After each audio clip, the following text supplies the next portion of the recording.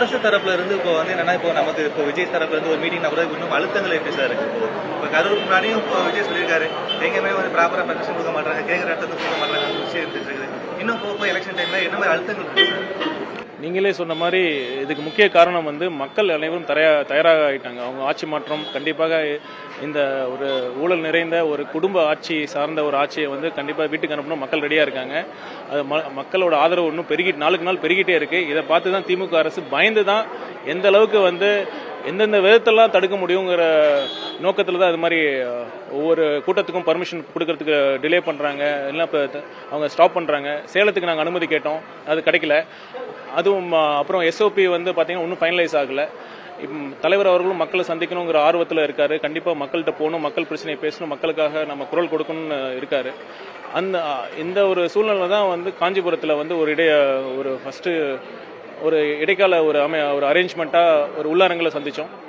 அதுக்கப்புறம் பாண்டிச்சேரியில் நீங்களே கவனிச்சிருப்பீங்க. பாண்டிச்சேரியில் வந்து எந்தவித ஒரு பிரச்சனையும் இல்லாமல், யாருக்கும் எந்த இடையூறும் இல்லாமல் அந்த அளவுக்கு காவல்துறையினர் வந்து ஒரு சிறந்த ஏற்பாடு பண்ணியிருந்தாங்க. எல்லாத்துக்குமே பிரச்சனை இல்லாமல் ஒரு ஸ்மூத்தாக நடந்தது.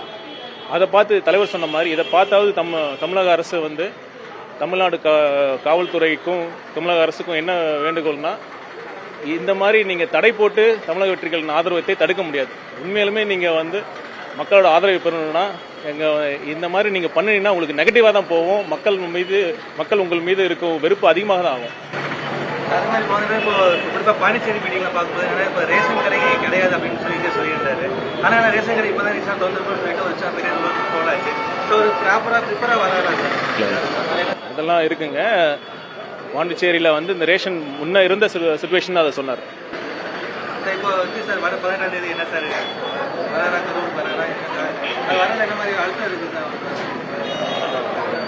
செங்கோட்டை அண்ணன் வந்து நேற்றே பத்திரிகையாளர் சந்திப்பில் சொல்லியிருக்காரு, 18ஆம் தேதி கண்டிப்பாக ஈரோடு சந்திப்பு நிகழும்.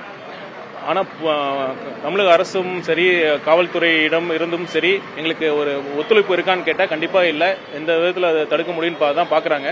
பார்ப்போம் எப்படி நடக்குதுன்னு பார்ப்போம். இதுக்கு முன்னாடி போட்டு அந்த திட்டம் இருக்குல்ல சார், இப்போ கரூரோட முடிஞ்சிருச்சு. இப்போ அதுக்கப்புறம் அதோட பயணத்திட்டம் எப்படி சார்? பாண்டிச்சேரி நாங்கள் வந்து நிகழ்த்தி காட்டிட்டோம். இந்த மாதிரி ஒரு அரேஞ்ச்மெண்ட்ல மக்கள் சந்திப்பு கண்டிப்பாக யாருக்கும், மக்களுக்கும் சரி போக்குவரத்துக்கும் சரி இடையூறு இல்லாமல் நடத்த முடியும் அப்படிங்கறத வந்து நாங்கள் வந்து தெளிவாக வந்து அன்னைக்கு வந்து காட்டிட்டோம். பாண்டிச்சேரி அரசும் வந்து நிகழ்த்தி காட்டிட்டாங்க. இதே மாதிரி தமிழக அரசும் அது மாதிரி பண்ணணும், ஒத்துழைப்பு கொடுக்கணும். எங்களை மக்களை சந்திக்க விடாம தடுத்து எங்களோட ஆதரவை குறைக்க முடியும்னு நினைச்சீங்கன்னா கண்டிப்பா வந்து உங்களுக்கு நெகட்டிவா தான் போகும், உங்களுக்கு அகைன்ஸ்டா தான் போகும். மக்களுக்கு வந்து உங்கள் மீது இருக்க நம்பிக்கை இன்னும் மேலும் குறைஞ்சிட்டு தான் இருக்கும். தேங்க்யூ.